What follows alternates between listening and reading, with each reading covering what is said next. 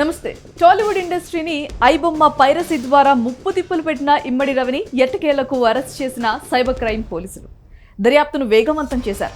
Kukatpally rainbow vista apartment నుండి రవిని అదుపులోకి తీసుకున్న పోలీసులు అతడి ఇంట్లో ఉన్న కంప్యూటర్లు, హార్డ్ డిస్కులు, ఫోన్లను స్వాధీనం చేసుకున్నారు. అంతేకాకుండా అతనికి సంబంధించిన బ్యాంక్ ఖాతాలో ఉన్న 3 కోట్ల డబ్బును పోలీసులు ఫ్రీజ్ చేశారు. పైరసీ చేసిన సినిమాను ఐబొమ్మ, బప్పం, ఐవిన్, బప్పన్ టీవీ వంటి సైట్లలో అప్లోడ్ చేసినట్లుగా అధికారులు తెలిపారు. అలాగే ఐబొమ్మలో సినిమాలు చూసే ప్రేక్షకులను బెట్టింగ్ యాప్ల వైపు వెళ్లేలా ప్లాన్ కూడా అమలు చేసినట్లు తెలుస్తోంది.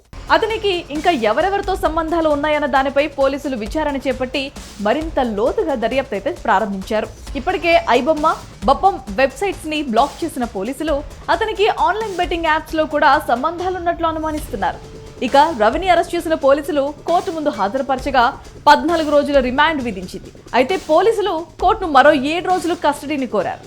ఐబొమ్మ వెబ్సైట్ ద్వారా ఒక నెలకు దాదాపు 35 నుండి 40 లక్షల మంది సినిమాలు చూస్తున్నారు. అయితే ఈ భారీ ట్రాఫిక్ ను యూజ్ చేసుకుని రవి కొన్ని బెట్టింగ్ యాప్స్ ను ప్రమోట్ చేసుకునేందుకు కూడా ఒప్పందాలు చేసుకున్నట్లుగా సమాచారం.